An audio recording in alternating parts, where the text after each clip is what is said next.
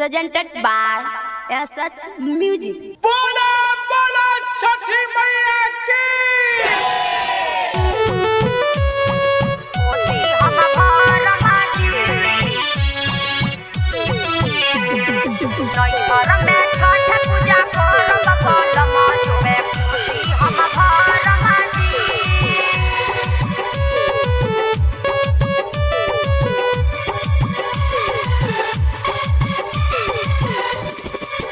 अंगना के बीच बीच चननी ही तना के चननी के आरी आरी खिया रोपा के अंगना के बीच बीच चननी ही तना के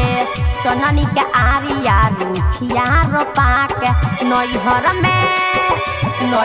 में छठ पूजा करम बलम जोड़े कोसी हम भरम जी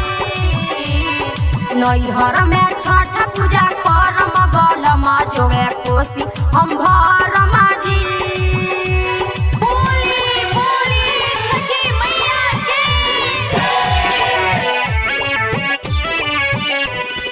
नैहर में छठ पूजा करम बलम जोड़े कोसी हम भरम जी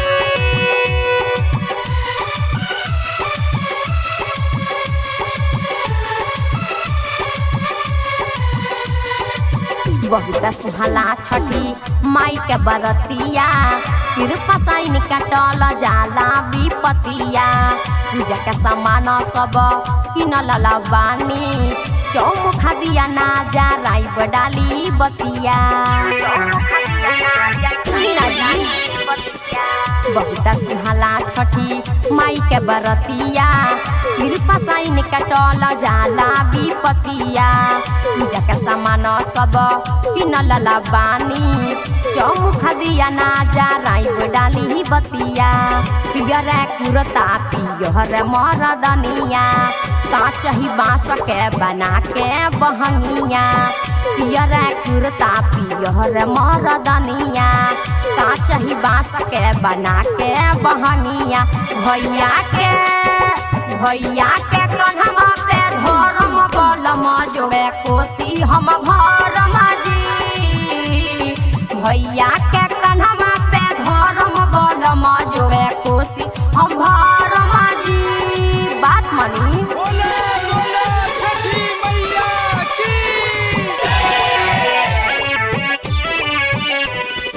नैहर में छठ पूजा करम बलम जोड़े कोसी हम भरम जी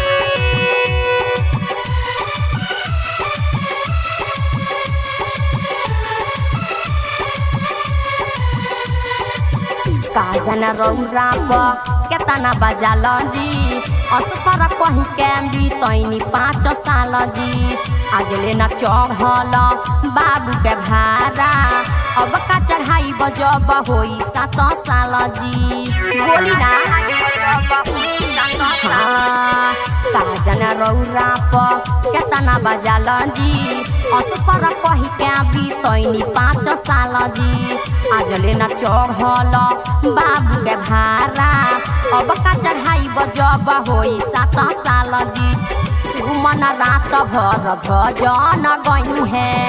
अज सतेंद्र के संग ही में आई है सुमन रात भर भजन गई है अज सतेंद्र के संग ही में आई है अब की के छोड़ बना परब बलम जोड़े कोसी हम भरम जी नैहर में छठ पूजा करम बलम जोड़े